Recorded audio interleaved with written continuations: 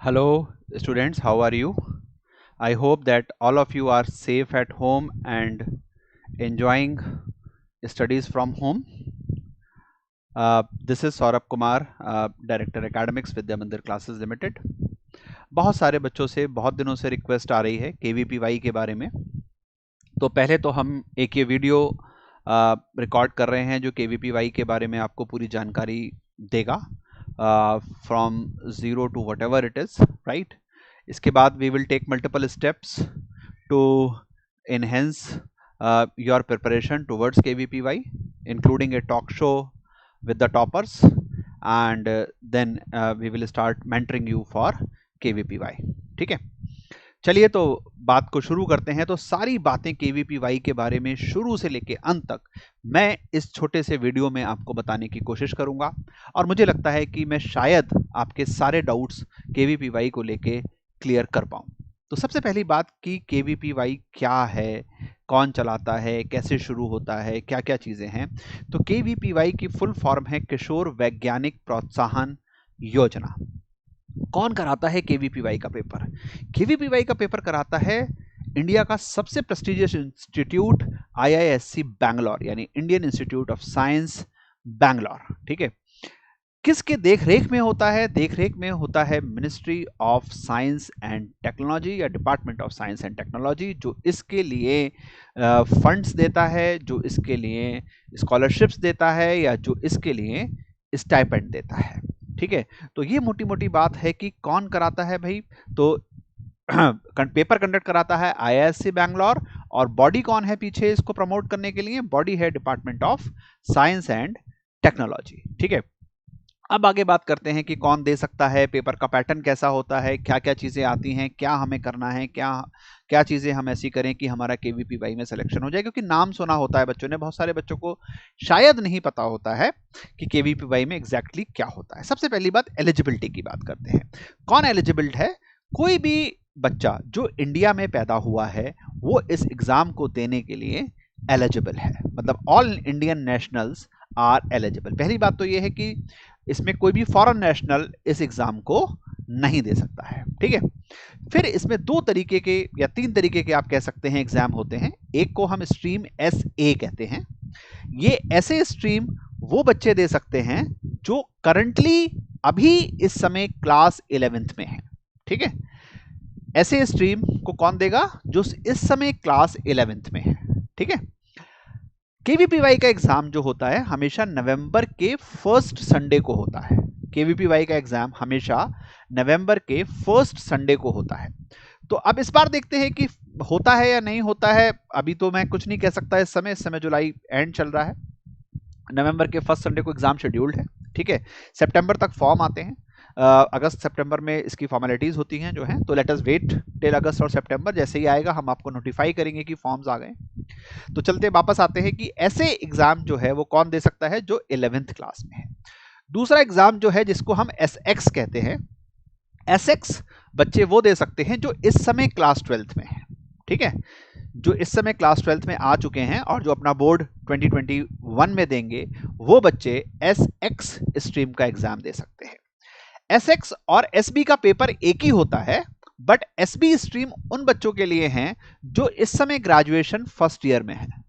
फिर से सुनिए, SB और SX स्ट्रीम का पेपर एक ही होता है, बट SB उन बच्चों के लिए है जो इस समय ग्रेजुएशन फर्स्ट ईयर में है, जो अनफॉर्चुनेटली अभी किसी भी कॉलेज में ग्रेजुएशन फर्स्ट ईयर स्टार्ट नहीं हुआ है। ठीक है, तो प्रिपरेशन लेवल वही होगा जो आपका 12th में था, बट आप ग्रेजुएशन फर्स्ट ईयर में आ जाएंगे तो आपके एग्जाम का नाम जो होगा वो SB हो जाएगा, यानी स्ट्रीम का नाम जो होगा वो SB हो जाएगा। ठीक है, तो ये दो, मैं कहूंगा कि दो पेपर है। एक ऐसे है जो 11th क्लास के बच्चों को देना है, एक SB या SX है।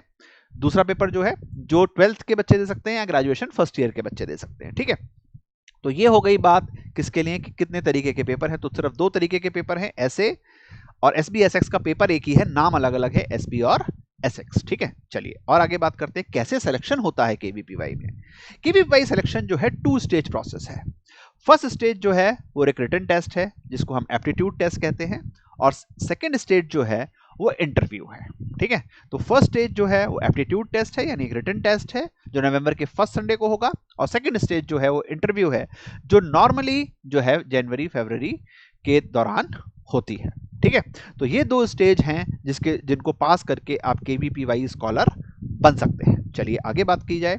अब आ जाते हैं आपके मतलब की बात पे जिससे आपको ध्यान देना है। तो सबसे पहले 11th क्लास के बच्चे जो इस समय हैं ऐसे स्ट्रीम के, मैं फिर अंत में अपना पीस ऑफ एडवाइस भी दूंगा कि मेरी एडवाइस क्या है, क्योंकि मैंने अंडर 100 बहुत सारे बच्चों को अंडर 100 रैंक पे KVPY में मेंटोर किया है पिछले सालों में, तो मैं आपको अपनी एडवाइस दूंगा। बट अभी हम लोग बात देखते हैं कि 11th क्लास के बच्चे SA स्ट्रीम का पेपर कैसा है। पेपर कंप्यूटर बेस्ड टेस्ट है, यानी जैसे हमारा JEE मेन या JEE एडवांस होता है, CBT है। कितने घंटे का होगा भाई? 3 घंटे का होगा। क्या टाइम होगा? तो टाइम है सुबह 9:30 से 12:30। ये पिछले सालों तक का टाइम है। इस साल अगर कोई चेंज होता है तो हम आपको बता देंगे, या आपको खुद पता चल जाएगा जब नोटिफिकेशन आएगा। कैसे क्वेश्चन आते हैं? मल्टीपल चॉइस क्वेश्चन आते हैं। कैसे क्वेश्चन आते हैं? मल्टीपल चॉइस क्वेश्चन आते हैं। और कितने नंबर ऑफ क्वेश्चंस होते हैं? तो 80 क्वेश्चंस होते हैं। कितने नंबर ऑफ क्वेश्चंस होते हैं? 80 क्वेश्चंस होते हैं, जिसमें पार्ट 1 में 60 हैं और पार्ट 2 में 20 हैं। अभी हम आगे चल के आपको पार्ट 1 पार्ट 2 के बारे में और जानकारी देंगे। पेपर में 2 सेक्शन होते हैं, पार्ट 1 और पार्ट 2। ठीक है, तो पार्ट 1 में 60 क्वेश्चंस हैं और पार्ट 2 में 20 क्वेश्चंस हैं। टोटल क्वेश्चंस जो हुए 11th क्लास के बच्चों के लिए, ऐसे स्ट्रीम के लिए 80 हुए। ठीक है, जो बच्चे अभी 12th में हैं, जो SX स्ट्रीम का पेपर देंगे, ठीक है, या अगर बाई चांस कोई ऐसे बच्चे देख रहे हैं जो 12th पास कर चुके हैं और ग्रेजुएशन फर्स्ट ईयर में एडमिशन लेने के प्रोसेस में हैं, उन लोगों को SB स्ट्रीम का पेपर देना है। उनका पेपर भी कैसा होगा? कंप्यूटर बेस्ड टेस्ट होगा, CBT होगा। कितने घंटे का होगा? 3 घंटे का होगा। क्या टाइमिंग होगा? तो 2 बजे से 5 बजे का टाइम होगा। और कैसे क्वेश्चन होंगे? मल्टीपल चॉइस क्वेश्चन होंगे। यहाँ पे क्वेश्चन का नंबर बढ़ गया है। ऐसे में 80 क्वेश्चंस पूछे जाते हैं, जबकि SB और SX में अगर आप देखोगे तो कितने क्वेश्चन हैं? 120 क्वेश्चंस हैं। और 120 क्वेश्चंस किस तरीके से डिस्ट्रीब्यूट किए गए हैं कि पार्ट A में 80 क्वेश्चंस आ रहे हैं और पार्ट B में 40 क्वेश्चंस आ रहे हैं। तो 40 क्वेश्चन का डिफरेंस 11 से 12 जाने में, 80 क्वेश्चंस 11th में और 120 क्वेश्चंस 12th में, पर टाइम दोनों जगह पर 3 घंटे का ही है। ठीक है, तो जाहिर सी बात है कि 12th में थोड़ा सा मजा आ रहा है, ठीक है, पेपर को देख के, बट ठीक है, it's perfectly fine, right. Now आप आगे चल के बात करते हैं। फिर से पहले ऐसे स्ट्रीम की बात करेंगे। 11th क्लास के बच्चों के लिए पेपर में क्या क्या आएगा? पेपर में आएगी फिजिक्स, केमिस्ट्री, मैथमेटिक्स और बायोलॉजी। तो पेपर में 4 चीजें आ रही हैं, physics, chemistry, mathematics and biology. ठीक है, पार्ट 1 की मार्किंग स्कीम क्या है? पार्ट 1 की मार्किंग स्कीम है, आप अगर क्वेश्चन को सही करते हैं, पार्ट 1 में कितने क्वेश्चन थे? 60 क्वेश्चन थे, ध्यान रखिएगा। ठीक है, तो अगर आप सही करते हैं तो आपको कितने नंबर मिलेंगे? 1 नंबर मिलेगा। You will get 1 mark for each correct question. Part 2 के क्वेश्चन को अगर आप सही करते हैं तो you will be awarded 2 marks for each correct question. यानी पार्ट 2 का क्वेश्चन जो 20 क्वेश्चन थे उनको आप अगर सही करते हैं तो आपको 2 नंबर मिलेंगे। अगर आप क्वेश्चन को गलत करते हैं, पार्ट 1 के क्वेश्चन को गलत करते हैं, तो -0.25 यानी 1/4 नेगेटिव मार्किंग हो रही है। और पार्ट बी के क्वेश्चन को गलत करते हैं तो -0.5 यानी दोनों ही केस में नेगेटिव मार्किंग जो है वो 1/4 है। ठीक है, 1 है तो 0.25 हो गया, 2 है तो 0.5 हो गया। तो दोनों केस में जो है आपकी मार्किंग स्कीम कैसी हो गई? 1:-1/4, मतलब 1/4 ऑफ नेगेटिव मार्किंग आपकी होगी। बट पार्ट 2 के क्वेश्चन की वेटेज ज्यादा है, पार्ट 1 के जो क्वेश्चंस हैं उनके नंबर कम है। ठीक है, कितने टोटल मार्क्स का पेपर होगा? 100 मार्क्स का होगा। बड़ा सिंपल है कैलकुलेट करना। 60 क्वेश्चन पार्ट 1 में, तो 60 × 1 60 मार्क्स हो गए। 20 क्वेश्चन पार्ट 2 में, तो 20 × 2 40 हो गए, यानी 60 + 40 कितने मार्क्स का पेपर हो गया? 100 मार्क्स का पेपर हो गया। और आप मैक्सिमम कितने स्कोर कर सकते हैं? 100 मार्क्स स्कोर कर सकते हैं। ठीक है, किस किस लैंग्वेज में होगा? हिंदी में और इंग्लिश में होगा। क्या कोई चॉइस होगी? नहीं, कोई चॉइस नहीं होगी। ऐसे वाले बच्चों के लिए जो 11th क्लास में हैं उनको सारे के सारे 80 क्वेश्चंस अटेम्प्ट करने हैं। चलिए अब बात करते हैं 12th क्लास के बच्चों की, जो SB या SX स्ट्रीम का पेपर देने जा रहे हैं। उसमें क्या क्या सब्जेक्ट आएंगे? उसमें भी physics, chemistry, maths and biology आएगा, बट यहां पे चेंज है। फिजिक्स, केमिस्ट्री, मैथ, बायोलॉजी आएगा। 12th क्लास में आपकी स्ट्रीम क्लियर है, आपको पता है कि जो मैथ्स वाले बच्चे हैं वो सिर्फ मैथ्स को अटेम्प्ट करेंगे, जो बायो वाले बच्चे हैं वो सिर्फ बायो को अटेम्प्ट करेंगे। यानी जिन्होंने पीसीएम लिया है वो पीसीएम के क्वेश्चन करेंगे, जिन्होंने पीसीबी लिया है वो पीसीबी के क्वेश्चन करेंगे। ठीक है, तो मैथ्स वाले को बायो नहीं पढ़नी है, ना बायो वाले को मैथ्स पढ़नी है, बट 11th क्लास में आपको बायो के क्वेश्चन पूछे जा रहे हैं। डिफरेंस है एग्जाम में, यही बहुत इंपॉर्टेंट चीज है जो आपको ध्यान रखनी होगी। ठीक है, कैसा है भाई, यहाँ पे भी मार्किंग स्कीम बिल्कुल सेम है कि पार्ट 1 के लिए जो मार्क्स हैं +1 मिलेंगे, पार्ट 2 के लिए जो मार्क्स हैं वो +2 मिलेंगे। नेगेटिव मार्किंग का पैटर्न भी बिल्कुल सेम है कि पार्ट 1 में अगर आप कोई क्वेश्चन गलत करते हो तो आपके -0.25 होते हैं, और पार्ट 2 में कोई क्वेश्चन गलत करते हो तो -0.5 होते हैं। यानी यहां पे भी जो मार्किंग स्कीम है एक तरीके से वो 1/4 नेगेटिव मार्किंग की मार्किंग स्कीम हो गई।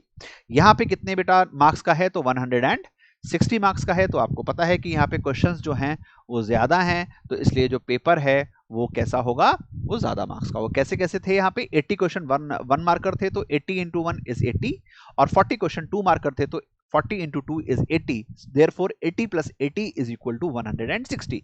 ऐसे इसका जो है पेपर का टोटल बनता है। ये किस किस में आएगा, ये इंग्लिश और हिंदी में आएगा। अब देखिए जो सबसे इंपॉर्टेंट चीज जो मैंने आपसे कहा कि मैथ वालों को सिर्फ मैथ्स के क्वेश्चन आंसर करने हैं, पीसीएम के आंसर करने हैं, और बायोलॉजी वालों को पीसीबी के आंसर करने हैं। तो यहाँ पे लिखा है क्वेश्चन के लिए, attempt any 3 sections in part 1।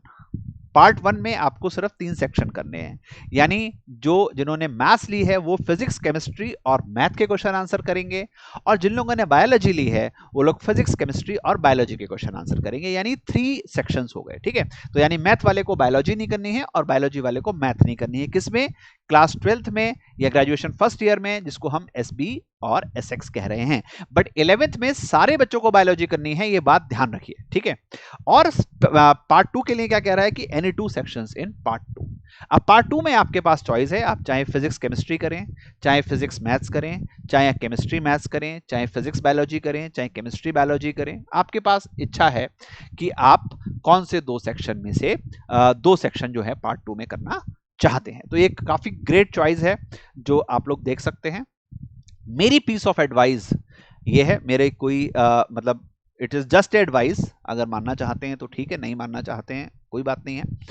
11th class के बच्चे बिल्कुल भरें फॉर्म को, बट बहुत ज्यादा सीरियस ना हो इसको लेके, क्योंकि बायो एक इशू है और एक इशू ये है कि 12th के बहुत सारे चैप्टर 11th में पढ़ने पड़ते हैं, तो बहुत ज्यादा स्ट्रेस हो जाती है, और नवंबर के फर्स्ट संडे तक कोर्स कंप्लीट करना 11th का ही मुश्किल है और आधा 12th का भी करना है।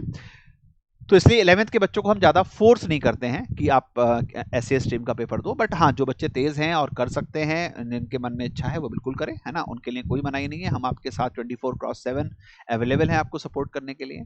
लेकिन जो बच्चे 12th में हैं उनसे मेरा रिक्वेस्ट है कि प्लीज़ प्लीज़ प्लीज़ इस फॉर्म को जरूर भरिए।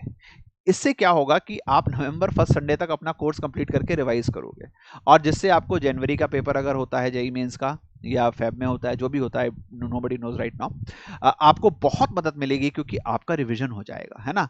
और मैं तो ऐसे हमेशा एक बहाने ढूंढता हूँ कि भाई बच्चों को कहूँ कि भाई किसी तरीके से नवंबर तक कोर्स कंप्लीट कर लें, इसीलिए 10th वाले बच्चों को जबरदस्ती एनटीएससी भरवाता हूँ कि वो अपना 10th तक नवंबर तक कोर्स कर लें। सिमिलरली 12th वाले बच्चों को केवीपीवाई का एक होता है कि आपको स्कॉलरशिप भी मिल सकती है और साथ ही साथ आपका कोर्स तो कुछ नहीं हो तो नवंबर फर्स्ट वीक तक कंप्लीट हो जाता है। तो प्लीज़ प्लीज़ 12th वाले बच्चे जरूर जरूर इसको अटेम्प्ट करें। फॉर्म की कॉस्ट कुछ भी नहीं होती, हार्डली, शायद मेरे ख्याल से 100 रुपीज़ जो होगी या 50 रुपीज़ कुछ ऐसी फॉर्म की कॉस्ट होगी, मुझे कॉस्ट नहीं पता है, but obviously it will not be anything which is to be discussed, right. किस तरीके का पेपर है, तो सबसे पहले ऐसे की बात करते हैं। ऐसे में मैथ्स के पार्ट 1 की बात पहले कर रहे हैं। मैथ्स के 15 क्वेश्चन, फिजिक्स के 15 क्वेश्चन, केमिस्ट्री के 15 क्वेश्चन और बायो के 15 क्वेश्चन, यानी 60 क्वेश्चंस जो हैं वो पार्ट 1 में आएंगे। पार्ट 2 में आपको पता है 20 क्वेश्चन आते हैं, आपको बताया था पार्ट 1 में 60 आते हैं एंड पार्ट 2 में 20 आते हैं, तो 60 में 15 15 15 15, ठीक है। सिमिलरली पार्ट 2 में सबके 5 5 5, ठीक है। तो ये जो 15 है ये 1 मार्क्स के हैं और ये जो 5 है ये 2 मार्क्स का है, तो इसलिए सबके जो इक्वल मार्क्स बन रहे हैं 25 25 25 25 and the total of the serum is 100 marks, right? So this is how the essay paper works in. Then let us look at the SX और SB paper. तो इसमें पार्ट 1 में देखिए 80 क्वेश्चन थे, आप सभी को ध्यान होगा, 60 क्वेश्चन थे, सॉरी, ठीक है। तो 60 क्वेश्चन किस तरीके से करने हैं आपको कि 20 क्वेश्चन मैथ्स, 20 क्वेश्चन आपको करने हैं, ठीक है ना, मतलब होंगे 80, आपको करने कितने हैं, आपको करने हैं 60 मार्क्स के। ठीक है, तो आपको 3 सेक्शन करने थे, आप ध्यान करिए, मैंने आपको पैटर्न बताया था कि पार्ट 1 में कितने सेक्शन करने, 3 सेक्शंस करने। ठीक है, तो हर किसी के 20-20 क्वेश्चन है, यानी 20-20 मार्क्स के हैं। पार्ट 2 में हर किसी के 10-10 क्वेश्चन हैं, यानी वो भी 20-20 मार्क्स के हैं, क्योंकि वहां पे क्वेश्चन जो है वो 2 मार्क्स का है। ठीक है, तो इस तरीके से जो है मार्क्स आपके 160 होते हैं, बट एक्चुअली जो आपके मार्क्स आएंगे वो 120 में से आएंगे, या 100 में से आएंगे, क्योंकि आप पार्ट 1 में से 3 सेक्शन लेंगे 20-20-20 तो 60 हो जाएंगे, और पार्ट 2 में से 2 सेक्शन लेंगे 20-20 तो 40 हो जाएंगे, यानी 60 + 40 100 हो जाएंगे। तो एक्चुअली में देखने में पेपर के मैक्सिमम मार्क्स तो 160 हैं, बट आपकी जो स्कोरिंग होगी वो 100 मार्क्स में से होगी। तो कई बार ऐसा लगता है देखने में कि भाई ऐसे का पेपर 100 मार्क्स का है और एसबी का पेपर 160 मार्क्स का है, ऐसा नहीं है। दोनों पेपर 100 मार्क्स के हैं, वहां मतलब जो स्कोरिंग मार्क्स है ना, वहां पे 160 का पेपर आ रहा है, बट उसमें से आपको सेक्शन करने नहीं है। मैथ्स वाले को बायो नहीं करनी, बायो वाले को मैथ्स नहीं करनी पार्ट 1 में। पार्ट 2 में आप कोई 2 सेक्शन चूज करोगे, 2 सेक्शन छोड़ दोगे, तो इसलिए दोनों ही पेपर जो हैं वो स्कोर जो लेके आएंगे वो 100 के स्कोर पे स्कोर लेके आते हैं। तो ये एग्जाम पैटर्न है एसए और एसएक्स का। अब बात करते हैं पैसे की, कि क्या फेलोशिप मिलेगी। अगर आप देखिए, इसमें बहुत बड़ा ये इंपॉर्टेंट चीज है आप सबको समझने के लिए, कि अगर आप कोई भी जना बीएससी करता है, एमएससी करता है, इंटीग्रेटेड एमएससी करता है, उन सब को मंथली जो है 5000 मिलेगा, और उसके अलावा ईयरली ग्रांट जो है वो 20,000 मिलेगी। उसके अलावा जो ईयरली ग्रांट है वो 20,000 मिलेगी, मतलब 60,000 ऐसे हो गए, 12 5 60 और प्लस 20। ठीक है, तो आपको हर साल 80,000 रुपीज मिलेंगे। अगर आप जब आप एमएससी कर रहे हैं, मतलब पीजी में आ गए हैं, तो आपको हर मंथ 7,000 मिलेंगे, और ईयरली ग्रांट जो है वो 28,000 मिलेगी।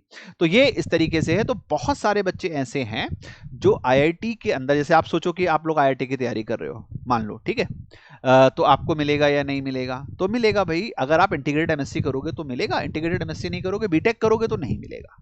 ठीक है, एमबीबीएस करोगे तो नहीं मिलेगा। ठीक है, बट अगर आप कोई भी साइंस की डिग्री करोगे तो आपको मिलेगा। ठीक है, तो हाँ, ये जो है इस तरीके से फेलोशिप जो है वो डिस्ट्रीब्यूट होती है। और क्या क्या बेनिफिट हैं इसके, आपको कि सर चलिए ठीक है, एक तो ये बेनिफिट हो गया, हम आईआईटी चले गए पढ़ने, या हम एम्स चले गए, या हम मान लीजिए मौलाना आज़ाद चले गए, या हम फॉर एग्जांपल ट्रिपल आईटी चले गए, तो हमें क्या क्या बेनिफिट मिलते हैं। तो सबसे पहली बात यह है कि जितने भी केवीपीवाई स्कॉलर होते हैं उनको एक आईडी कार्ड मिलती है।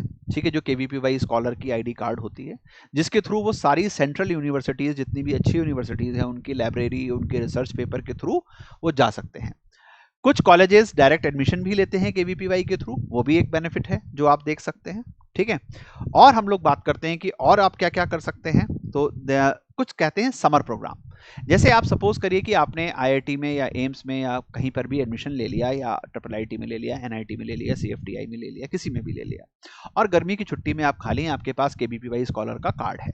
आप मान लीजिए फॉर दैट एग्जाम्पल, आप जो हो किसी भी अच्छी यूनिवर्सिटी के अंदर चले जाते हो। मान लीजिए आप आईआईटी कानपुर में पढ़ते हो और आईआईटी दिल्ली आप आ गए, तो आप समर में वो कार्ड लेके आईआईटी दिल्ली की लाइब्रेरी को एक्सेस कर सकते हो। या फॉर दैट एग्जांपल, अगर आप हैदराबाद चले गए, तो आप हैदराबाद की जो सबसे फेमस यूनिवर्सिटी है वहाँ पे जाके उसकी सेंट्रल लाइब्रेरी में प्रोजेक्ट कर सकते हो। प्रोजेक्ट आप उनकी बुक्स को एक्सेस कर सकते हो, उस प्रोग्राम को एग्जीक्यूट कर सकते हो। तो ये आप है अगर आप पढ़ने में बहुत ज़्यादा इंटरेस्टेड हो। ठीक है, तो ये मैंने आपको बता दिया कि आपको एक जो है आइडेंटिटी कार्ड मिलेगा, वो एक आपके लिए कोई भी, जैसे बहुत सारे बच्चे ऐसे होते हैं कि भाई अभी तो इंटरेस्ट, जैसे अभी आप तैयारी कर रहे हो जेई की या नीट की, तो आपका इंटरेस्ट सब्जेक्ट मान लीजिए फिजिक्स है या केमिस्ट्री है या बायोलॉजी है।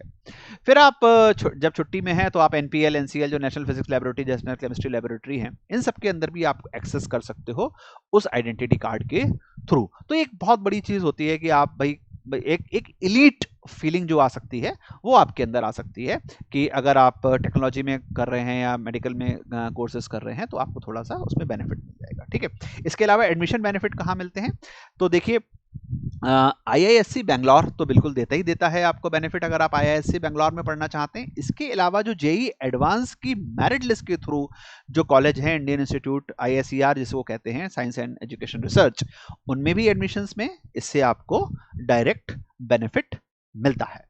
इंडिया के बाहर सभी लोग शायद जानते होंगे कि एनयूएस सिंगापुर जो है, जो वर्ल्ड की टॉप लीडिंग यूनिवर्सिटीज में आती है, वो भी केवीपीवाई के स्कोर को कंसिडर करती है। जब आप अपने एक्स्ट्रा करिकुलर्स भरते हैं तो उसमें केवीपीवाई के स्कोर को कंसिडर करती है। वैसे तो केवीपीवाई कंप्लीटली इंडिया के अंदर की चीज़ है, इंडिया के स्टूडेंट्स के लिए हैं, इंडिया की यूनिवर्सिटीज़ के लिए हैं, बट स्टिल एनयूएस सिंगापुर जो है वो आपको एड इसमें देती है। और मेरी मानिए, आप चेक कर लीजिए इंटरनेट पे कि एनयूएस की रैंकिंग क्या है। NUS top 20 universities of the world में आती है। ठीक है, तो ये बात हो गई कि हमें और क्या बेनिफिट मिल सकते हैं। भाई सिलेबस क्या है, तो कोई सिलेबस नहीं है। ठीक है, आईएएससी ऐसा कहती है कि ये एनसीईआरटी के क्लोज है, बट मैं जैसे मैंने आपसे कहा, मैं आपको पीस ऑफ एडवाइस दे रहा था। एक तो एडवाइस मैंने आपको ये दी कि 12th में ज़्यादा फोकस करें केवीपीवाई के ऊपर comparatively to 11th, but 11th में फॉर्म भर दीजिए। फॉर्म भरने में कोई फर्क नहीं पड़ता, एग्जाम टेम्परामेंट बनता है और पता चलता है कि जितना आपने पढ़ा है उसको आप सॉल्व कर रहे हैं कि नहीं। जेईई या नीट की तैयारी जो है वो पैरामाउंट तैयारी होती है। ठीक है, मतलब उसके ऊपर कुछ भी नहीं है। अगर आपने इसको अच्छे से किया हुआ है तो केवीपीवाई में आपको स्कोर करने में बिल्कुल डिफिकल्टी नहीं होगी। जेईई मेंस या नीट का जो पेपर होता है उसके लेवल से नीचे का लेवल होता है इस पेपर का। ठीक है, तो जैसे मैं एग्जांपल के तौर पे आपको बताऊं, जो बच्चे 11th में हैं ऐसे एग्जाम जो दे रहे हैं, तो जो क्लोज टू एनसीईआरटी बात लिखी हुई है कि जैसे आपने 11th का जो पढ़ लिया वो तो 11th का पूरा सिलेबस कह ही रहे हैं कि आपको आना चाहिए। अब 12th में से क्या आना चाहिए। आप ध्यान करिए कि 12th में फिजिक्स में आपने एक इलेक्ट्रिसिटी पढ़ी थी, एक मैग्नेटिज्म पढ़ी थी 10th के अंदर, ध्यान है, और एक लाइट पढ़ी थी जिसको हम लोग 12th में ऑप्टिक्स कहेंगे, इलेक्ट्रिसिटी कहेंगे और मैग्नेटिज्म कहेंगे। तो वो 12th वाली वो चीज़ को वहीं पे मैप कर देंगे। सिमिलरली जो है केमिस्ट्री के अंदर जो आपने चीज़ें पढ़ी होंगी वो 12th की चीज़ों से मैप कर दी जाएगी 10th के अंदर। ठीक है, मतलब तो इसलिए आपको 11th और 12th दोनों का सिलेबस पता हुआ होना चाहिए। ये 11th क्लास के बच्चों के लिए बात है, बट स्टिल मैं ये कह रहा हूँ कि जो है आप अगर जेईई की तैयारी या नीट की तैयारी ठीक से कर रहे हैं, हमारे साथ तैयारी कर रहे हैं, तो आपको कोई प्रॉब्लम नहीं आएगी। आप बहुत स्मूथली सेलिंगली जस्ट जाइए नाइफ इन द केक और नाइफ इन द बटर आपका ये एग्जाम निकल जाएगा। ठीक है, तो ये बात हो गई कि क्या सिलेबस है, कैसा पेपर का पैटर्न है, क्या करना चाहिए क्या नहीं करना चाहिए, अब कैसे तैयारी करनी है। बड़ा सिंपल है, कुछ भी नहीं करना है। जो मैंने आपसे कहा कि आप जैसे अपने साथ जेईई नीट की तैयारी कर रहे हैं वैसे ही करते रहिए। ठीक है, लास्ट के 5 साल के पेपर कर लीजिए केवीपीवाई के। ठीक है, और विद्या मंदिर क्लासेस आपको केवीपीवाई की टेस्ट सीरीज देगा, मतलब आपको 5-10 पेपर करवाएगा। वो पेपर आप ऑनलाइन हमारे पोर्टल के अंदर या जैसे भी हम अनाउंस करेंगे वो आपको एज इट इज आप उसकी अटेम्प्ट कर दीजिए। इससे ऊपर की कुछ भी करने की जरूरत नहीं है। एक बार आप रिटर्न में क्वालिफाई हो जाते हैं तो हम आपके बहुत सारे मॉक इंटरव्यू कंडक्ट करेंगे और आपको बिल्कुल वैसा ही टेम्परामेंट देंगे जैसा केवीपीवाई के अंदर टेम्परामेंट होता है इंटरव्यूअर्स का। सेम टेम्परामेंट जो है आपको हम यहाँ पे दिखाएंगे, जिससे कि आपकी इंटरव्यू की तैयारी हो जाएगी। यहाँ पे रिटन टेस्ट बहुत ज़्यादा डिफिकल्ट नहीं है। इंटरव्यू के क्वेश्चंस जो हैं वो थोड़े से फेस करने आने चाहिए, तो वो हम आपको बहुत अच्छा ट्रेन करेंगे।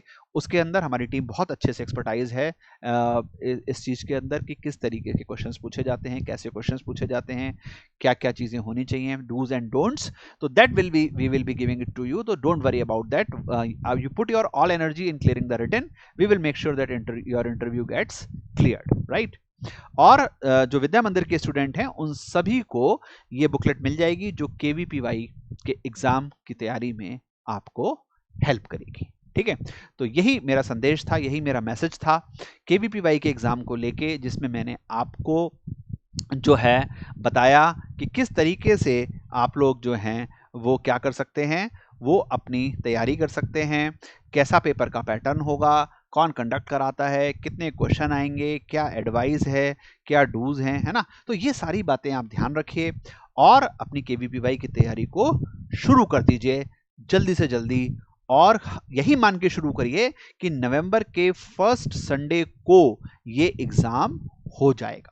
ठीक है, अगर ये शिफ्ट होता है नवंबर के सेकंड संडे को होता है, थर्ड संडे को होता है, दिसंबर के फर्स्ट संडे को होता है, तो वो हमारे लिए लेजर टाइम है, एक्स्ट्रा टाइम है, रिवीजन का टाइम है। ठीक है, बट अगर आप थोड़ा सा भी सीरियस हैं किशोर वैज्ञानिक प्रोत्साहन योजना को लेके, केवीपीवाई को लेके, तो please pull up your socks and revise your syllabus. No need to panic. ठीक है, सबसे बड़ी बात यह है कि इसमें पैनिक होने की कोई जरूरत नहीं है, क्योंकि कोई भी एक्स्ट्रा एफर्ट की यहाँ पे रिक्वायरमेंट नहीं है। जो जैसी आप जेईई नीट की तैयारी कर रहे हैं वैसी ही तैयारी आप करते रहिए और आराम से केवीपीवाई को क्लियर करिए। ठीक है, इसी के साथ मैं इस वीडियो को एंड करता हूं। और जितने भी बच्चे मुझे देख रहे हैं, मुझे सुन रहे हैं, उन सब के लिए मैं ऑलमाइटी गॉड से प्रे करता हूं कि आप सभी जिन्होंने केवीपीवाई को एम बनाया है वो केवीपीवाई में क्लियर हों और अपने ड्रीम्स को रियलाइज करें। इसी के साथ नमस्कार, stay home, stay safe and study live.